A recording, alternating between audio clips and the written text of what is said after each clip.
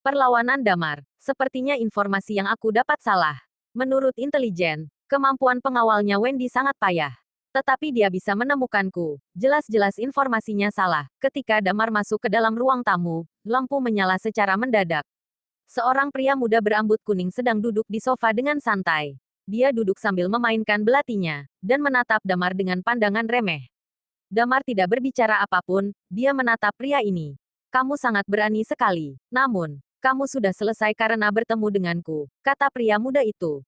Dengan kamu, Damar tertawa. Ya, aku adalah pembunuh Redcard termuda di Red Lotus, kata pria muda itu dengan bangga. Kemudian, pria itu tertawa dan berkata lagi, kamu tidak pernah dengar tentang Red Lotus, bukan? Pasti begitu, kamu tidak mungkin tahu tentang komunitas misterius seperti ini. Aku sudah cukup terkejut ketika kamu dapat menemuiku, namun kamu akan menjadi mayat dingin dalam 30 detik. Beritahu aku kata-kata terakhirmu. Jelas sekali, pemuda ini sombong dan pemberani. 3 detik, kata Damar dengan ringan. Apa? Ekspresi pemuda itu berubah seketika. Aku akan menyelesaikanmu dalam 3 detik. Tepat ketika dia selesai berkata, Damar langsung bergerak. Ini adalah pertama kali dia berkelahi sejak ingatannya dipulihkan. Untuk pertama kalinya dalam 3 tahun. Jika orang yang mengenal Damar dalam 3 tahun terakhir berada di sini, mereka pasti akan terkejut. Pandangan mata Damar seperti malaikat maut, yang begitu dingin, ganas, dan kejam. Dia seperti dewa kematian turun ke dunia ini. Apa? Wajah pemuda itu berubah tiba-tiba. Dalam sekejap, Damar sudah mencapai sisinya. Damar tersenyum dan berkata, sampah dari pembunuh Redcard, beraninya kamu sombong di depanku. Pemuda itu tidak sempat bereaksi sama sekali. Tangan Damar sudah meninju wajahnya. Dia tiba-tiba melayang dari tanah. Tetapi saat berikutnya, dia merasa seseorang mencengkeram pergelangan kakinya. Dan kemudian dia terlempar ke tanah lagi. Ubin lantai di rumah Wendy hancur berkeping-keping. Pemuda ini masih tidak ada kesempatan untuk melawan. Dia merasakan tangannya kosong. Tidak tahu kapan belatinya telah diambil oleh pria itu. Seketika, belati dingin diletakkan dekat lehernya. Pemuda ini merinding dalam sekejap, dan semburan udara dingin naik dari punggung dan langsung menuju ke dahi. Dia selalu percaya bahwa dia adalah seorang jenius di Red Lotus dan pembunuh Redcard termuda.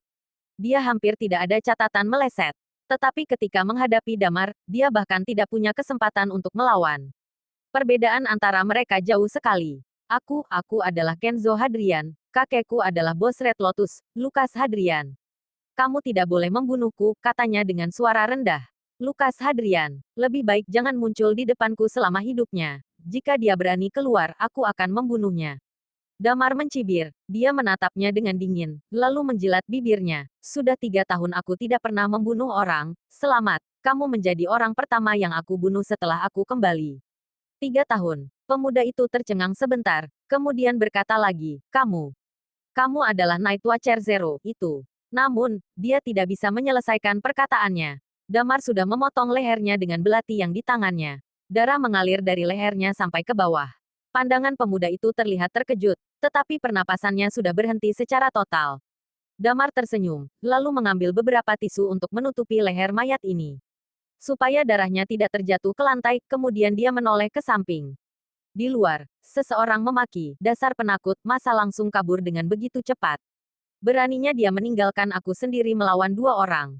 Aku tidak akan membiarkanmu mendekati Wendy lagi. Suara wanita ini adalah Selawijaya. Damar tertawa tanpa daya. Dia memandang pada mayat yang di lantai dan merasa tidak baik jika dilihat oleh Sela dan yang lain. Dia mengangkat mayat tersebut, mematikan lampu, lalu melompat dari jendela.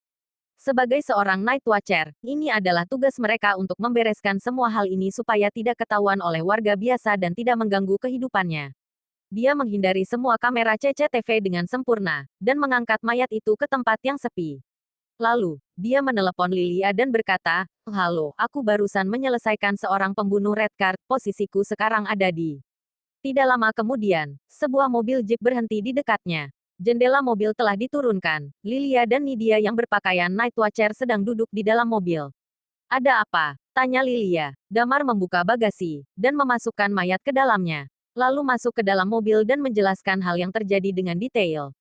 Setelah itu, Lilia berkata, kenapa tidak menangkapnya saja? Kalau begitu, aku bisa mencari cara untuk mencari tahu semua rencana mereka kali ini. Aduh, Damar menggaruk kepala, lalu dia berkata, dianya terlalu sombong, makanya aku tidak bisa menahan untuk membunuhnya. Nidia tertawa, Dokter Lilia, tidak apa-apa, dia bisa menyelesaikan seorang pembunuh red card. Itu adalah hal yang bagus. Lilia mendengus dingin. Matahari menyinari lantai kamar tidur. Wendy membuka matanya yang mengantuk dan seseorang memakai masker kecantikan muncul di depannya.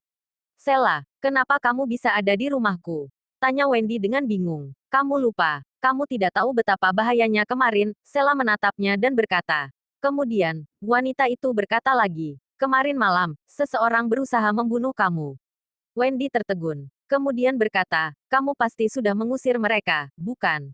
Ya, tentu saja. Kamu bisa percaya padaku. Jawab Sela dengan bangga. Aku mabuk saat kemarin malam. Sayang sekali tidak berhasil membuat Damar mabuk, dan menanyakan hal-hal padanya. Kenapa ayahku begitu menurut padanya? Dan bagaimana cara dia menyelamatkan ayah? Kata Wendy dengan sedih. Jangan bicara tentang dia, dasar pria penakut. Sela berkata dengan marah. Kemarin dia melihat seseorang datang, jadi dia lari begitu saja. Orang-orang seperti dia bisa menyelamatkannya Paman Bari. Aku tidak percaya. Baiklah, aku akan mandi dulu. Wendy bangkit, lalu keluar dari kamar tidur. Setelah berjalan beberapa langkah, dia tiba-tiba berhenti. Wendy yang berdiri di ruang tamu mengerutkan kening dan bertanya, Selak, kenapa lantai di rumahku retak? Asteris asteris asteris. Saat pagi hari, Damar masih dalam suasana hati yang baik. Dia memberi tugas pada Lilia dan Nidia untuk menangani kejadian tadi malam. Dia pulang dengan santai dan tidur nyenyak. Dia tidur sampai pukul 10 pagi, lalu dia bangun perlahan. Setelah mandi, dia turun ke bawah untuk sarapan. Begitu dia sampai di gerbang kompleks, seorang wanita mendekatinya dan berkata, Damar, kamu benar-benar tidak tahu malu. Apakah kamu benar-benar meminjam uang untuk menyewa rumah di kompleks kami?